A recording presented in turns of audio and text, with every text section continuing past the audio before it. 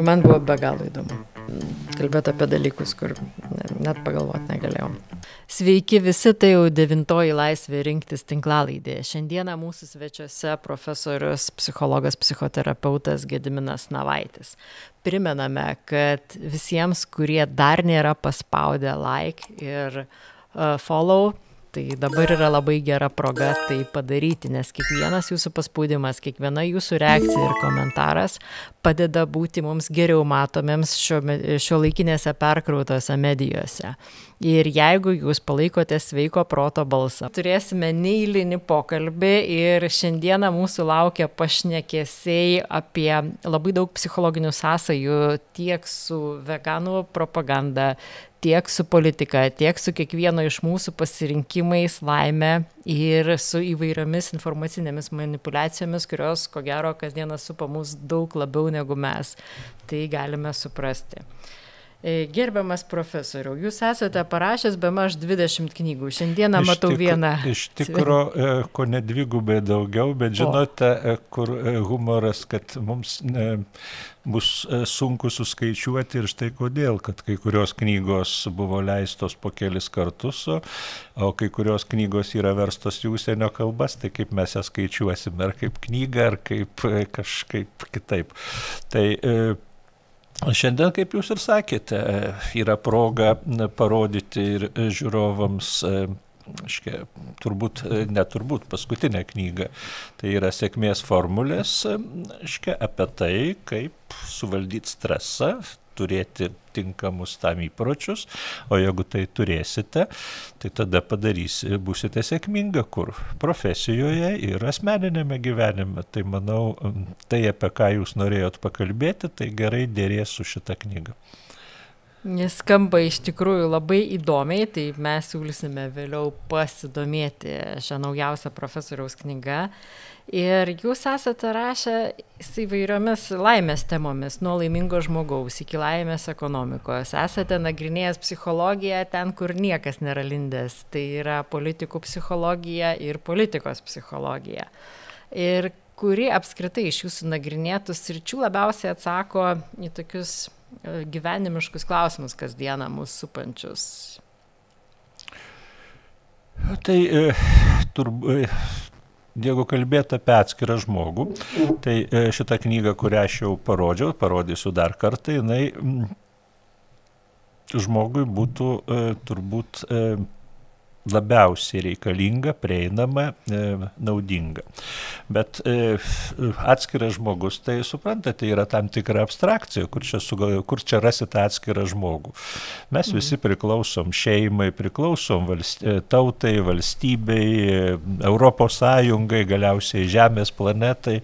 Tai kada kalbame apie tas sąsajas, tai aš jau nereklamuodama savo knygų, tiesiog patarčiau paskaityti pasaulio laimės raportus, kurie taip ir reikia surinkti internete, kurie gana įdomiai parodo svarbiausius dalykus. Tame tarpe, kad turbūt apie ką bekalbėtume, visada rasim kažką, kas pasakys, man to nereikia. Daug žmonių nori būti turtingais, bet vienuoliui tai turbūt nėra labai būtinas ir patrauklus dalykas. Tačiau visi norėtų būti laimingi. Bet kaip jie supranta, kaip pasiskirsto, kokie veiksniai daro įtaką laimiai. Tame tarpe ir ką jūs užsiminėte prieš mūsų pokalbį, kad mes gyvenam tam tikroje informacinėje erdvėje, kurioje yra daugybė bandymų mus visus smulkinti. Tai gal kartais ir visai smagu, kaip, sakysime, vaikinas merginai aiškina apie amžinąją meilę. Tai truputėlį gal ir mulkina, bet vis tiek tie makaronai ant ausų abiems ir jai smagu, ir jam. Bet kitose srityse suprasti, kada mumis manipuliuoja, yra naudinga. Ir iš tikrųjų, kai pradėjome kalbėti apie laimingesnę visuomenę, apie tai, kas žmogui yra geriausia, darant pasirinkimus, kaip jūs manote, šiuo metu aktyviai siūlomas veganizmas ir mums brukama šita veganiškos ateities idėja, Tai jinai veda mus į sėkmę ir laimę, kaip visuomenė, pavyzdžiui, ar kaip žmonės. Ar čia toks abejotinas klausimas? Susimaščiau, kaip atsakyti, nes jis iš vienos pusės jis nėra abejotinas. Jisai, vegetarizmas, veganizmas, jisai gali būti naudingas. Ir galiu vardinti privalumus, kad širdies ligos, diabeto kontrolė padeda, bet turėtume tada anksčiau paklausti, o kodėl tai atsirado. Nes tai jau yra kaip ir gydomoji priemonė, nors tegu čia niekas nepatiki, kad reiškia, tai yra gydymas. Dabar galim pažvelgti apie kai kuriuos trūkumus, sakysime, vitaminas B12, omega 3, ir kai kurių kitų trūkumų, kuriuos reikia kompensuoti. Tai jeigu dieta teisingai sustatyta, tada tai yra kompensuojama. Jeigu žmogus nepasirengęs, neteisingai sustatęs, tai tada tai yra tada tai tampa problemos ir sveikatos problemos. Reiškia, tas pats dalykas, kuris gali būti sveikatai naudingas, jisai gali būti ir žalingas. Bet jeigu jisai nebus kontroliuojamas. Aš čia kalbėjau tik apie sveikatą, kurią, manyčiau, tegu dietologai, reiškia, geriau ir aptarė. Bet man, kaip jūs ir suprantate, įdomiau ir gal ir žiūrovams įdomiau pažvelgti į tą situaciją kaip į tam tikrą psichologinį veiksmą.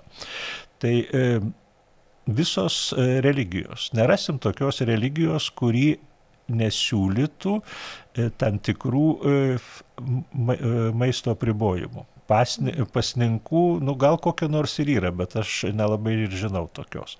Geras pastebėjimas. Dabar koks tas apribojimas? Labai įvairus. Mums kartais iš šalies žvelgiant, pavyzdžiui, musulmonai, kurie nevalgo nuo saulės patekėjimo iki laidos, o po to puola valgyti, keistokai atrodo. Gal jiems keistokai atrodo, kada krikščionis save apriboja prieš velykinį pasninką, prieš kalėdinį pasninką. Bet klausimas čia aš kitaip užduočiau, kodėl jie iš vis tokie apribojimai egzistuoja. Todėl, kad pirmiausiai, kaip ten bebūtų, žmogus turbūt valgo kasdieną. Vadinasi, tai nukreipia jo dėmesį, susieja tuos kasdieninius veiksmus su kažkokiais prasmingesniu gyvenimu, prasmingesniais veiksmais. Ir tada, čia ir ateinam prie keletos tokių įdomių klausimų, kalbant konkrečiai apie vegetarizmą. Galim ir ką nors kitą, bet šiandieną kalbam apie jį. Kad tada kokie žmonės, kuriems reikia nuolat susieti. Jeigu tai dalis jų bus be abejo pasirinkę tokį gyvenimo būdą, valgymo būdą tiesiog dėl sveikatos. Tai linkėkim jiems sėkmės. Dalis, bet yra ir kita dalis, kuriems tai tampa tokia vadinama, psichologijoje, psichiatrijoje yra toks terminas pervertinta idėja. Kada tiesiog visas žmogaus gyvenimas pradeda suktis apie tam tikrą idėją. Tai aš jums, jeigu gal atrodo, kad labai taip kažkaip abstrakčiai ir iš toli kalbu, tai pasakysiu iš to viso labai paprastą faktą, kad tarp sergančių depresija proporcingai vegetarų yra 4 kartus daugiau negu tarp tų, kurie visavalgiai. Jokių būdų negalvokite, kad vegetarizmas sukelia depresiją. Čia yra požymis. Čia tai, kad pajuokausiu, mes spaudinėjame jungtuką elektros, pasakyti, kad nuo to keičiasi Saulės vieta danguje. Tikrai negalime. Bet tai yra susiję dalykai. Ir panašių problemų su valgymu susijusių galima rasti daug, nes, pavyzdžiui, tarptautiniam lygų klasifikatoriuje būtų gal kokios 10 panašiai įvairių sutrikimų susijusių su valgymu. Kai kurie sprendžiami, galiu tiesiai pasakyti, gal mūsų žiūrovams pravers, nes, sakysim, bulimija, anoreksija, tai gali būti įvairios priežastys. Žmogus gali tiesiog savęs nekęsti ir pasąmoningai save naikinti, bet yra ir kitos priežastys, nes dažniausiai visgi, tai gal didesnė dalis susirgusių turinčių su šitomis lygomis, sakyčiau, lygos, galima ir sutrikimais vadinti, kalbu apie bulimiją, anoreksiją, tai bus jaunos merginos, dažnai paauglės. Klausimas labai paprastas. Kodėl šita grupė? Todėl, kad jos iš tokio mergaitiško gyvenimo pereina į moterišką. Jos norėtų būti, dažnai joms pavyzdys yra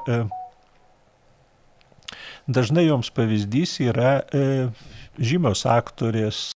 Ir iš tikrųjų jaunų merginų savęs ribojimas ir pasekmes, kurios gali sukelti, kartais iš tikrųjų atrodo labai, labai stipriai ir labai sukrečia. Ir aš įsivaizduoju, kad ta problema yra ganėtinai smarkiai paplitusi. Tai, kaip aš jums sakiau, iš laidos turėtų būti kokia nors praktinė nauda. Tai apytikriai gal ne 2 iš 10, o 1,5 iš 10 tų merginų problema gal ir dabar net įsispręs, jeigu jos žiūrės šitą laidą, per vieną konsultaciją. Tai yra 15% merginų. Taip. Todėl, kad, kaip minėjau, valgymo sutrikimai, savęs ribojimas, alinimas, vis taip galim pavadinti, gali turėti ir gilias pasąmoninės šaknis. O gali būti tiesiog naivus požiūris, kad taip jinai paauglė taps panašesnė į žymę kino aktorę ar kokią nors kitą pripažintą gražuolę, kuri yra ant žurnalo viršelių. Tokiu atveju tai reikia tiesiog atkreipti dėmesį, kad galėčiau ir nupiešti, bet užtenka rankom parodyti, kad jeigu taip apibrėžiame figūrą, tai kalbame apie moterišką figūrą. O jeigu ją taip apibrėžiame, tai jokio skirtumo, ar jinai bus tokia ar jinai bus tokia. Tai abiejais atvejais tai ne moteriška figūra. Ir jinai būdinga, o ką reiškia moteriška figūra? Moteriška tai yra vaisingos moters figūra, kur lemia liemens ir klubų santykius. Nes priminsiu, dabar nuolat šmėkšteli televizijoje indiški filmai. Pagal europietiškus grožio standartus jos visos būtų gana stambios. Bet jos vis tiek atrodo patraukliai, todėl kad yra tas skirtumas tai paaugliai, kuri mano, kad nustojusi valgyti jinai bus graži, reikia tiesiog paaiškinti, ne tame moteriškumas, o liemens ir klubų santykė, tai kad geriau lanką sukti ir sportuoti. Ir tai bus didesnis efektas, kai kurios supranta.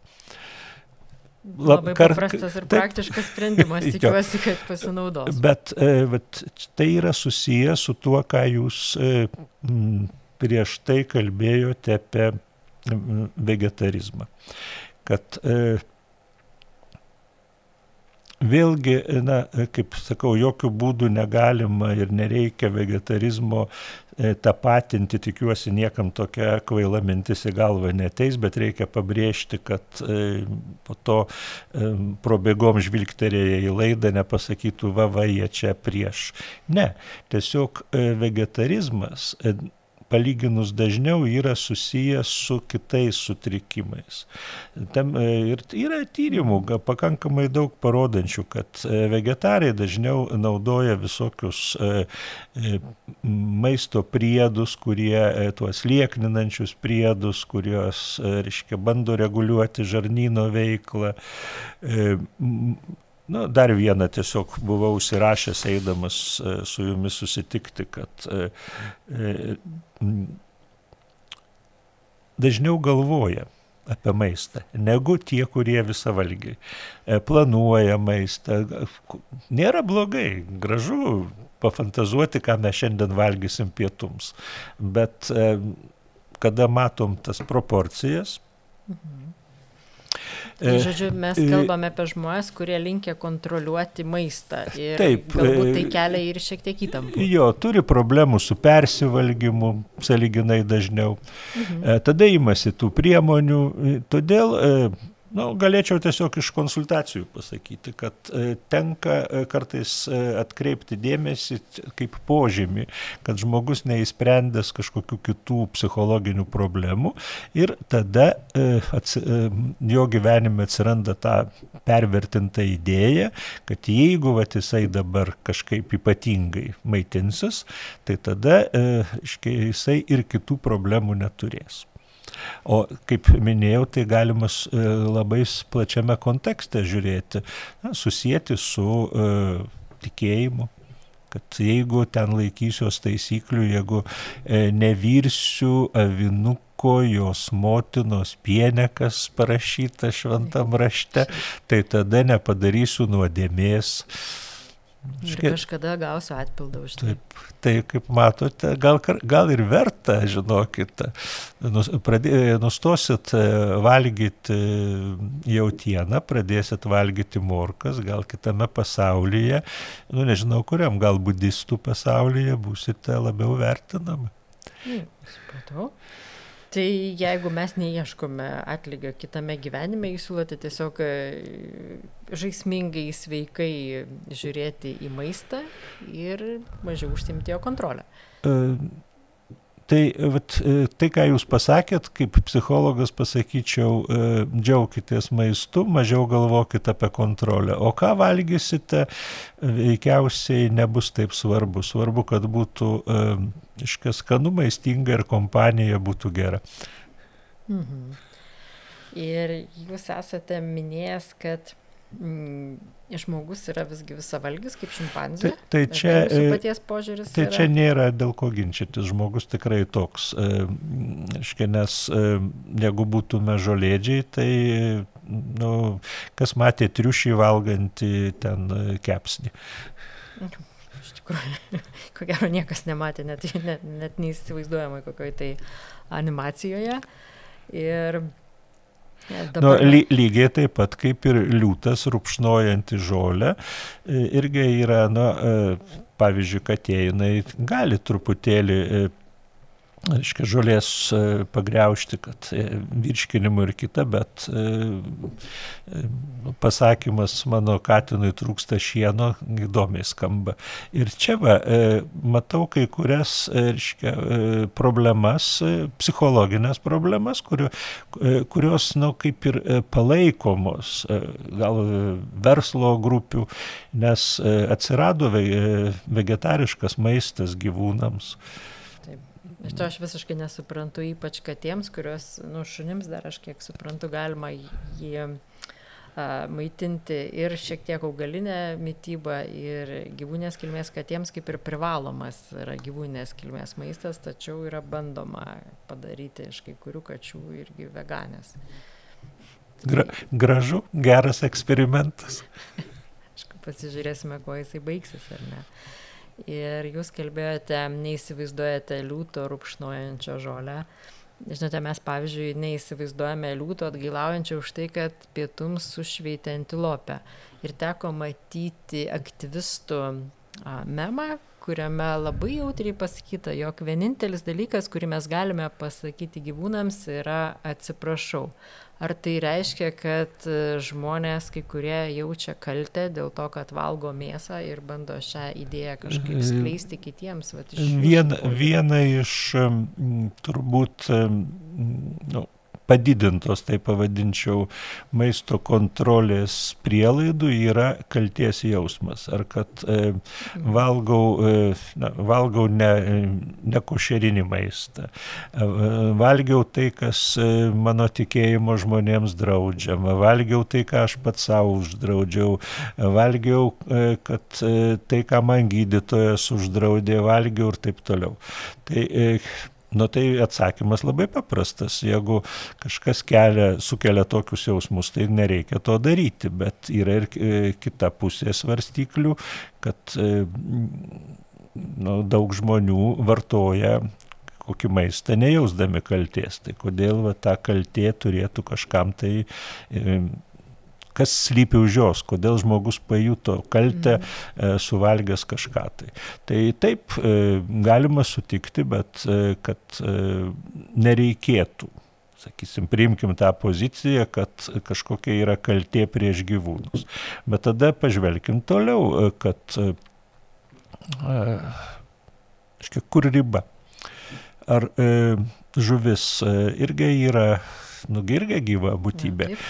Tada uodas, kuris bando jums įkasti. Pavyzdžiui, Butane, kur daug budistų ir šalis dariusi įdomių žingsnių įdiegdama laimės ekonomiką, apie kurią mes pradžioje kalbėjom, kaip ir labiau priimta, kad jeigu uodas gelia, jį reikia nuvyti, o ne pritrenkti. Ir čia matome visą kultūrinį mentalitetą. Jaučiate, kad Lietuvoje gal būtų ganėtinai keista aiškinti, kad uodas atsigėrė truputį, tai negi tau gaila, reiškia, to kraujo. Jeigu pažvelgtume visą žmonijos istoriją, nuo to laiko, gal kai dar net žmogaus nebuvo, kažkokie pirmykščiai protėviai gyveno medžiuose, tai taip, visa žmonijos istorija yra gyvūnų išnaudojimo istorija. Bet iš kitos pusės dalis gyvūnų puikiai prisitaikė kartu su žmogumi. Ir sakoma apskritai, kad mūsų civilizacija, tai yra Tigro ir Eufrato slėniuose, susiformavo būtent tada, kada žmogus išmoko prijaukinti, kitaip tariant, išnaudoti gyvūną. Tai pasirinkim žodį. Jeigu sakysime prijaukinti, vienaip skamba. Ir kartu kalbame apie rūpinimąsi juo, tuo gyvūnu, kuris su mumis. Jeigu sakome išnaudoti, skamba kitaip, tai čia galbūt pakliūname į tam tikrą manipulacijų ir propagandos lauką. Tai aš visgi manyčiau, kad žodis prijaukinti yra tikslesnis, nes kada, sakysime, vilkas atėjo ir atsigulė šalia pirmykščio žmogaus laužo, tai vargu ar ten kas galvojo, kaip čia mes jį išnaudosime. Labai geras pastebėjimas. Neplanavau šio klausimą aptarinėti su jumis, bet visgi iš tikrųjų labai daug viešo naratyvo yra, kad ūkininkai išnaudoja gyvūnus ir jie augina tam, kad nužudytų ir tiesiog savo reikmėms, tačiau nėra pastebima apie tai, kad ūkininkai realiai rūpinasi gyvūnais tam, kad iš jų gautų naudą kažkokiai ir tam yra reikalinga nuolatinė priežiūra, gydymas, maitinimas, gerų sąlygų užtikrinimas, nes kitaip nebus to prijaukinto gyvūno rezultato. Kartais yra dalykai, apie kuriuos natūralu, kad didžioji dalis žmonių nelabai juos gilinasi, domisi ir, sakysim, etiniai apibendrinimai, etikos filosofija vargu ar net ir mūsų laidai būtų įdomi tema. Galbūt, jeigu pakviestumėt įdomų pašnekovą tą temą. Bet aš tiesiog, noriu paminėti vieną iš gal girdėtą kryptį utilitarizmas, kuris kažkada tai tarsi logiškai paskelbė, kad veiksmo moralinis įvertinimas labai paprastas, kuo didesnis skaičius žmonių bus laimingi, tuo, reiškia, veiksmas moralus. Bet čia teorinis priekaištas, bet jisai kartais ir praktiniu pavirsta. Tai jeigu mūsų 10 ir mes nutarsime vieną, reiškia, apiplėšti, tai mes 10 būsim laimingi. Tai tada gal, o kas pasakys, kad šitas veiksmas moralus? Nu, jaučiate, kad turbūt niekas ir nepasakytų. Tada atsirado taip vadinamas negatyvusis utilitarizmas, kurio teiginys, kad reikia siekti kuo mažiau kančios. Vėlgi atrodo labai neblogai skamba. Loginė išvada kokia, jeigu greitai ir neskausmingai sunaikins žmoniją, tai ir kančių nebeliktų. Šiurpu, bet pažiūrėkite, kada tie bendrieji principai kažkur tai, kaip sakiau, nedideliam skaičiui, kas gilinasi, pripažinkime, kad nelabai daug, gal ir mūsų žiūrovai tokius žodžius utilitarizmas, negatyvusis utilitarizmas, manau, kad didelė dalis negirdėjusi. Bet, nuo jų galima pereiti prie kai kurių praktinių veiksmų, kuriuos svarsto Seimas, svarsto, reiškia, mūsų visuomenė, pavyzdžiui, kailiniai žvėreliai. Tai vargšai žvėreliai laikomi narve, po to, reiškia, nužudomi, todėl juos reikia uždrausti. Tai kitaip sakant, sunaikinti jų populiaciją, sunaikinsime ir nebebus kenčiančių žvėrelių. Ir taip, tai klausimas tiems, kurie siūlo, ar jie tikrai norėtų sunaikinti visus tuos, bet jie tai ir siūlo. Nes išvyti juos į mišką, tai pirmiausia, jie ten žalos padarytų, antra, jie ten neišgyventų, neįmanoma jų išvyti į mišką. Tai dabar išdalinti, toliau tęskime, išdalinti, kad kiekvienas turėtų namuose, glostytų, tai niekas jų tiek nepaims, kiek Lietuvoje yra. Tai iš viso absurdiškas pasiūlymas. Vadinasi, siūlymas yra sunaikinti, tai jie ir bus sunaikinti. Ir tai, aktyvistai sako išgelbėti. Taip, pagal negatyvio utilitarizmo principą, jeigu greitai sunaikinsime be kančių, tai viskas, tai kančių ir neliks. Tai čia galima būtų ir daugiau panagrinėti tą situaciją, nes persipina mėsos vartojimas, kailio vartojimas, odos vartojimas, daugybė dalykų, kuriuos galima vartoti sekant tradiciją, kuri kaip akivaizdi, kad čia 100 000 metų tradicija, o galima bandyti siūlyti kažkokius kitus sprendimus. Ir tai turbūt yra žmogaus tas vidinis apsisprendimas, kas jam labiau tinka. Ir jūs neseniai su viešųjų ryšių specialistu Liutauru Ulevičiumi pristatėte tyrimą apie emocinės manipuliacijas viešoje komunikacijoje. Jūs tyrėte, kaip Lietuvoje veikianti labai žinoma viešoji įstaiga Tušti narvai savo komunikacijoje apie kailinius žvėrelius, tos pačius minėtus, taikė įvairiausius metodus, naratyvus ir prašom pakomentuoti, kokį įspūdį iš tikrųjų jums padarė tie išnagrinėti 3600 viešų publikacijų. Tai kaip ir kitose srityse, reikėtų pasiremti kokią nors teoriją, tada įdomiau nagrinėti. Viena iš pirmųjų teorijų, aiškinančių, kaip komunikaciniai veiksmai veikia visuomenę, tai buvo taip vadinamos magiškos kulkos arba injekcijos teorija, kuri jos esmė labai paprasta. Manyčiau, supaprastinta, po to atsirado įdomesnių teorijų. Kad jeigu kažkas gauna informaciją, pranešimą, tai kaip tarsi kulka tas pranešimas ir paveikia. Aiškia, kad žmogus nei kaip nors vertina, nei savo nuomonę turi, ir bendras teiginys, kuo daugiau pranešimų tam tikrų, tuo labiau visuomenė priima tam tikrą poziciją. Tai va jūsų minėtas, reiškia, visada, kada atsiranda toje komunikaciniai pranešimai, kai yra kažkokios priešingos nuomonės. Tai kai peržvelgus tuos 3,5 tūkstančio, čia be kompiuterio šiandien nepadarysi tokių, reiškia, sprendimų, tai viskas matosi labai paprastai, teorija suveikia, nes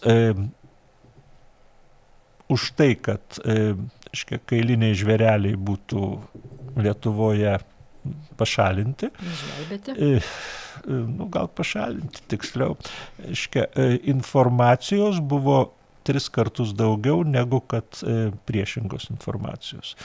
Tos grupės, pavadinkim, ar ten gyvūnų teisių, ar kaip nors kitaip, jos buvo gerai finansuojamos ir sprendė tą problemą efektyviai. Kaip efektyvus sprendimas yra mažiau diskutuoti, mažiau argumentų, daugiau emocijų. Nes kartais galima pacituoti ir visai necituotinus žmones, pavyzdžiui, Josifą Visarionovičių, Staliną, kuris sakė, vieno žmogaus mirtis tragedija, o milijono statistika. Tai parodant vieną kenčiantį gyvūniuką vargšą. Jo, galima padaryti stipresnį poveikį. Ir kada vyrauja emocinis poveikis ir jisai gerai suorganizuotas, tai tada racionalūs argumentai dingsta. O tie racionalūs argumentai, paprasti klausimai šiuo metu turėtų būti.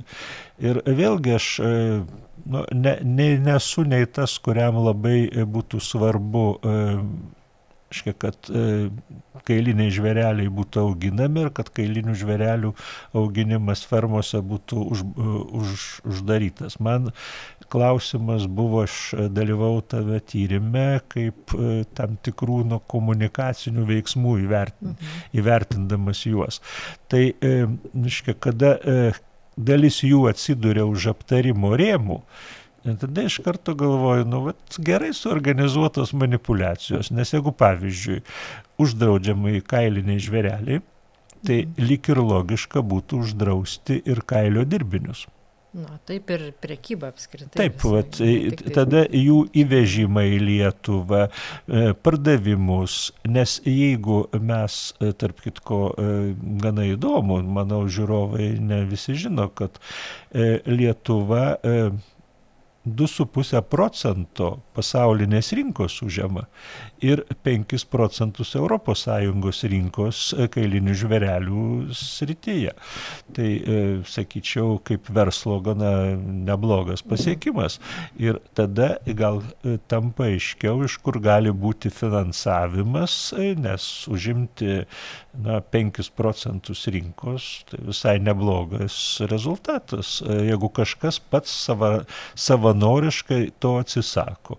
O, reiškia, Rusijos ar Kinijos kailių gamintojai, jeigu neuždraudėme prekybos kailiais, neuždraudėme jų įvežimo į Lietuvą, tai kodėl jiems neateiti į tuščią erdvę, jie tikrai ją ateis.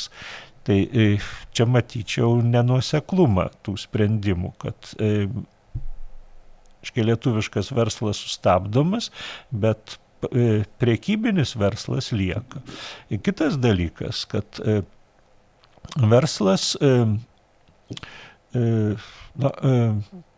galim taip įvertinti kitaip, susakyti labai daug priekaištų, jeigu norime, bandyti teisinti, jeigu norime. Čia, manau, jūs, žiūrovas, tegu pats renkasi, bet aš į ką atkreipčiau dėmesį, kad jeigu jis buvo legalus tam tikrą laiką, tai visgi gyvenam teisinėje valstybėje, ir vargu ar kas norėtų gyventi neteisinėje valstybėje.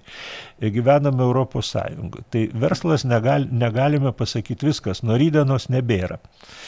Jisai turi būti tie nuostoliai, kurie be abejo egzistuoja, jie turės būti kompensuoti.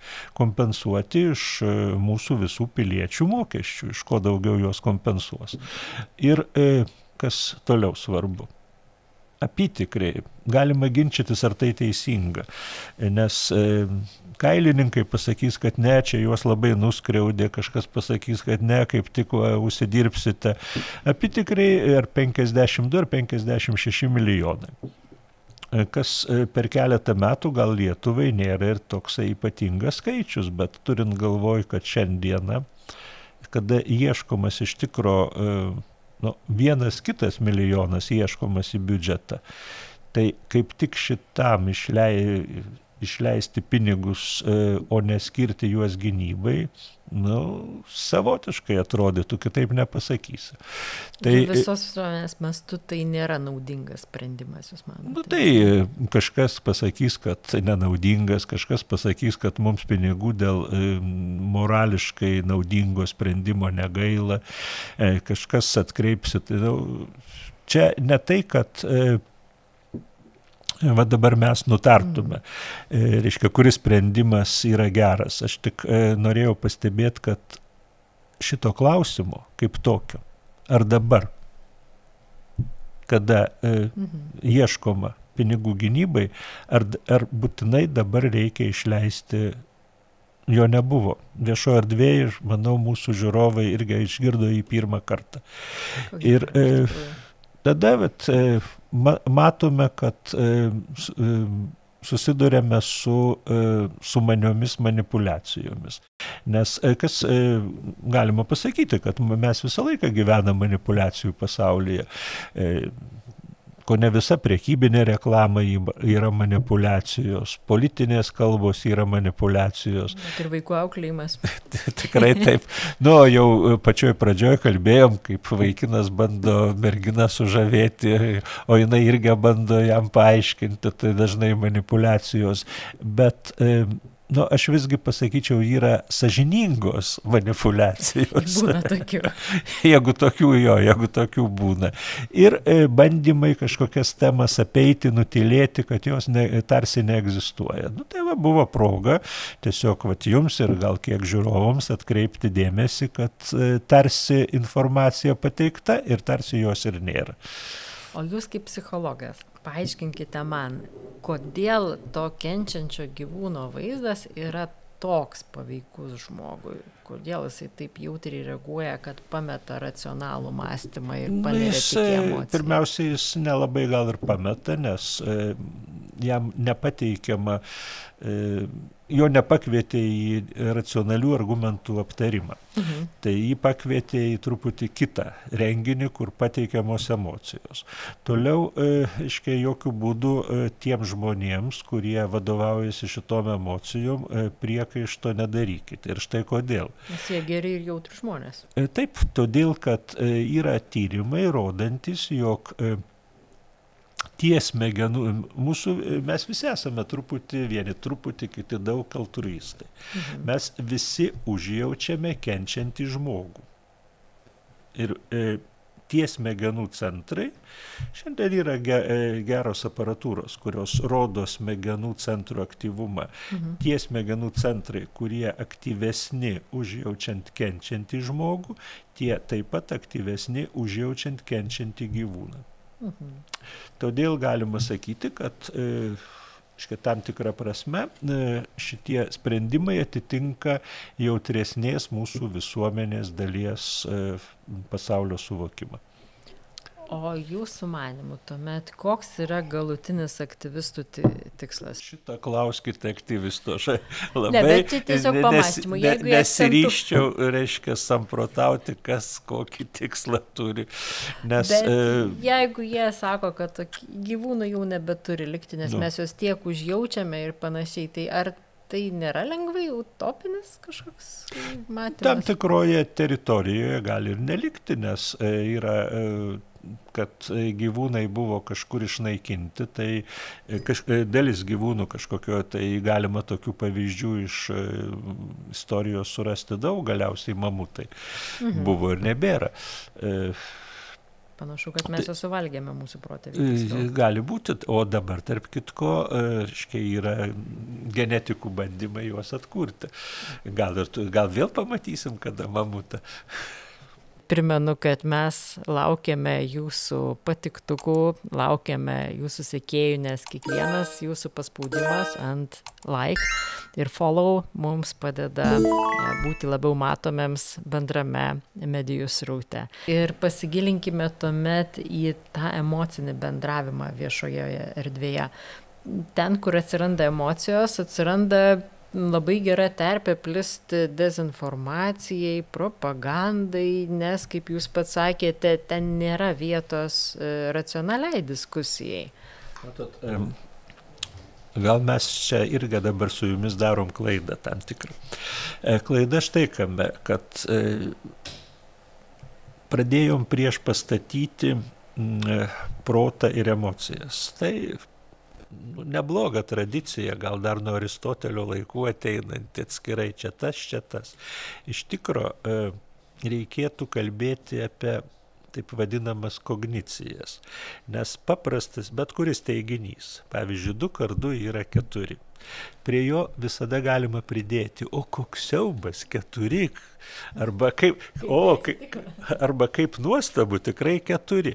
Tai ko ne viso žmogaus išvados arba emocijos, jos turi ir tą racionalų pagrindą. Todėl tiesiog, kada matau kažkokį tai persvėrimą argumentacijoje, galvoju, ar jis yra labai gerai, įdomiai, paveikiai sukonstruotas, ar iš tikro taip kažkaip savaime susidėjo, kad skaičiavimai, bendros ekonominės situacijos įvertinimas, importo, eksporto įvertinimas atsidūrė vienoj pusėje ir ten sąlyginai buvo mažiau emocijų, o emocijos atsidūrė kitoj pusėje. Tai tiesiog diskusija vyko. Vieni šneka apie jausmus, o kiti apie skaičius. Tai nelabai rimta diskusija. Apie skirtingus dalykus, o ne apie vieną Nes bendrai. Tai jeigu, kadangi aš jau šiandien 2 kartų pajuokavau tą temą, tai ir 3 kartą pajuokausiu. Tai vaikinas sako, aš tave myliu, mano jausmai, o jinai sako, o kiek pinigų tavo sąskaitų. Iš tikrųjų, labai geras diskusijos palyginimas, kuomet vieni sako, mes turime atsiprašyti gyvūnus ir jų vienareikšmiai gailėti, o kiti sako, mes jiems užtikriname visas geriausias ES direktyvas. Ir mes iš esmės Laisvė rinktis asociaciją tam ir susikūrėme, kad stabdytumėme kai kurių aktyvistų skleidžiamą klaidinančią informaciją apie gyvūnus, ūkinius gyvūnus ir apie aplinkosaugą. Ir kaip jūs manote, kodėl 21 amžiuje, kuomet esame mes jau modernus ir postmodernus, vis dar lieka vietos mitologijoms ir mitų skleidimui, jeigu jos tenka griauti kažką? Žmogus mėgsta pasakas, vaikai ypač. Bet jeigu pažvelgsite į ilgesnį laikotarpį, į tam tikros srities kinofilmus ir tas knygas, kurios guli skyrelėje, ir skyrelis ne visada toksai yra, bet kurios guli knygynuose skyrelėje, kur užrašyta fantastika. Tai prieš, sakyčiau, 50 metų. O jeigu dar toliau pažvelgti, Žulis Vernas, kada atsiranda fantastika, jai tikrai tiko žodis mokslinė fantastika. Dabar tai labai dažnai bus fantasy. Raganiai su kažkokiais fėjos, su kardais. Gal mūsų gyvenime tiesiog pradėjo trūkti, mūsų visų gyvenime, mitų, pasakų ir atsiranda kažkas, kas užpildo šitą erdvę, o atsiranda kažkas, kas sugeba tuo naudotis. Tai kurti pasakojimus yra gražus gebėjimas.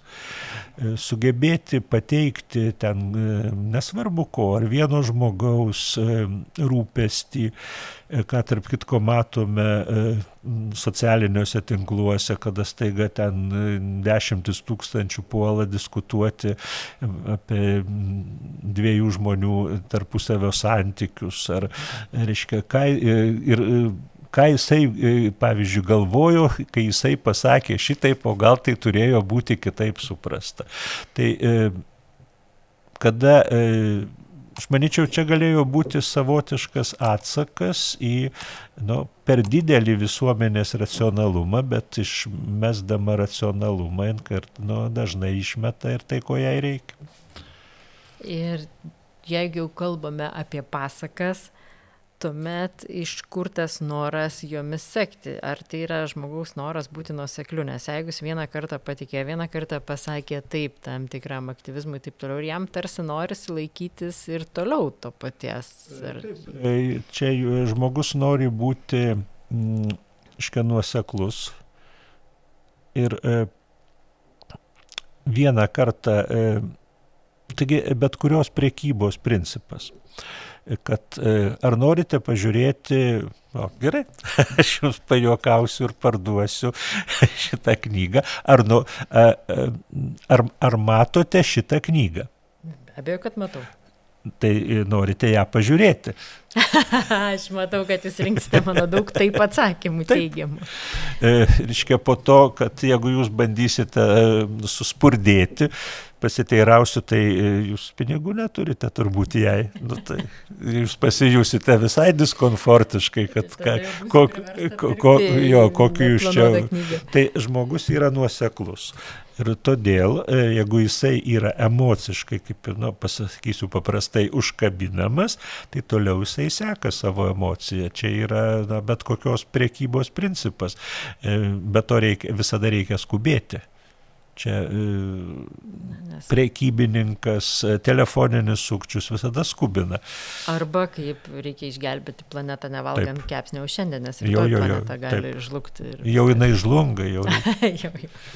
Ir be to, kas yra svarbu, reikia jungti tokiose visuomeninėse įtaigose, reikia jungti tarpusavyje nebūtinai derančius dalykus. Kaip pavyzdys geros reklamos Lietuvoje, visi dar, manau, prisimins, kai buvo gerai susietas krepšinis su alumi. Kad tiesiog buvo neįmanoma žiūrėti krepšinį, pavyzdžiui, prie televizoriaus su draugais ir neturėti alaus. Tai savotiška, net keista. Tai čia sujungimas į grandinėlę dalykų, kurie niekaip tarpusavyje nesusiję, nes akivaizdu, kad sportas ir alus, menkai labai siejasi. Iš tikrųjų taip. Tai čia panašiai kaip ir veganizmas su planetos gelbėjimu, ko gero, kad moksliškai nėra sąsajų atrasta, bet tas nuolatos yra viešoje erdvėje siejama. Galima padaryti ir verta daryti mintinius eksperimentus, o kas atsitiktų, jeigu taip ir būtų. Ar kas nors labai esmingo pasikeistų. Tai daugiausiai, grįžome prie veganizmo, daugiausiai veganų yra Indijoje. Tikėtina, kad tai susiję ir ne tik su religinėmis nuostatomis, bet ir su materialiniu gyvenimo lygiu. Tiesiog neturi už ką nusipirkti. Bet vėlgi, jau tai, kadangi tai tapo gyvenimo būdu, tai jau niekas nebegalvoja ir tie, kurie turi pinigų, gali būti Indijoje veganais. Bet įdomu, kad kur Europoje daugiausiai veganų. Tai vegetarų. Anglijoje. Britanijoje. Jo, ir priežastis. Labai sėkmingai buvo visuomenė veikiama vaizdinių apie kempinligę. Žmonės tiesiog pašiurpina. Taip, ir tada, reiškia, galiausiai to racionalumo momento nebuvimas, kad jeigu suvalgysite kepsnį, tai viskas, smegenys jūsų ištiš ir taip toliau, o kokiam procentui čia net procento negali nurodyti. Kiek yra realių atvejų buvę? Reiškia, regis apie 20 yra buvę. Iš tikrųjų labai mažas skaičius. Jo, nes tai buvo per, aš galiu ir apsirikti per keletą metų. Bet tų atvejų tikrai buvo nedaug. Tačiau, kaip visose srityse, kaip mes reaguojame, mes į galimą pavojų reaguojame labiau negu kad į kitus. Terorizmas, kuo jis iš esmės paremtas? Baimė. Taip, nes realiai žuvusiųjų skaičius nuo teroro aktų yra labai nedidelis, bet poveikis emocinis yra labai didelis. Ir dar pabaigai klausimas. Jūs kalbėjote apie veganizmą kaip apie vertybę ar ideologiją plintančią. Ir kaip yra viso šito judėjimo vaidmuo visuomenės suskaldime arba visuomenės polarizavime? Kiek jisai gali supriešinti skirtingas visuomenės grupės su skirtingomis nuomonėmis?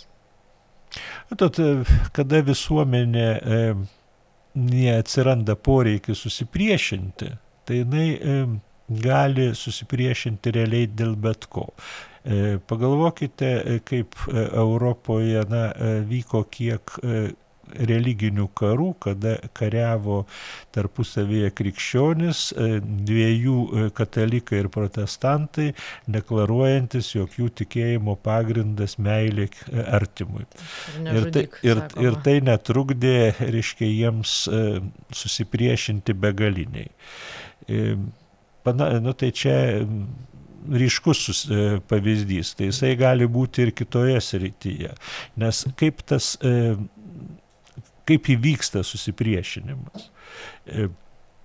Kad jeigu norime sutelkti grupę, tai turime paskelbti, kad yra priešai ir dar jeigu išmesime iš savo grupės keletą išdavikų, tai grupė labai ir susitelks.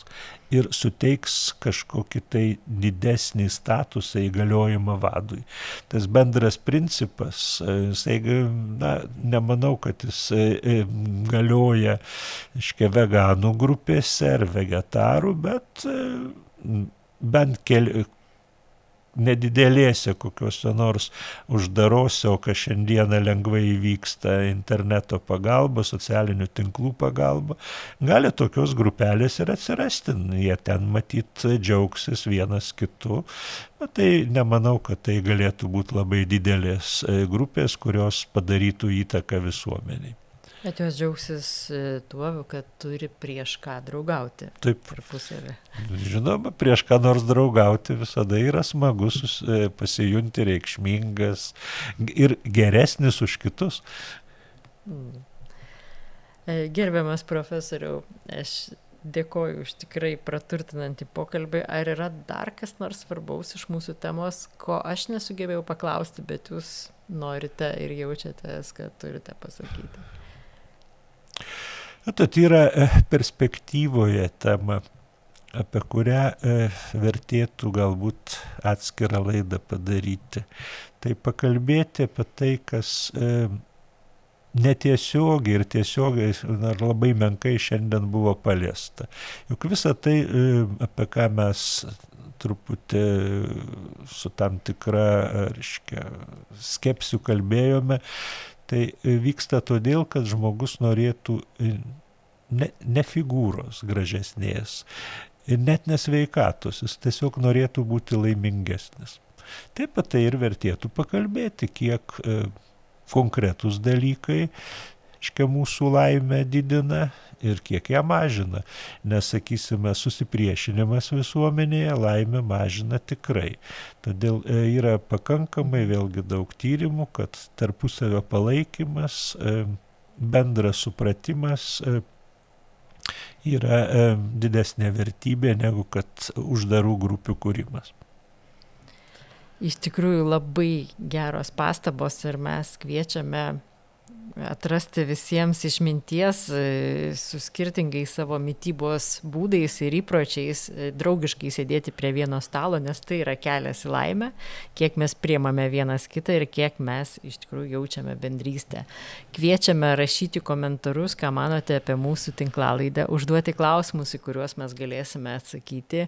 Ir taip pat primenu, kad mes laukiame jūsų patiktukų, laukiame jūsų sekėjų, nes kiekvienas jūsų paspaudimas ant like ir follow mums padeda būti labiau matomiems bendrame medijų sraute.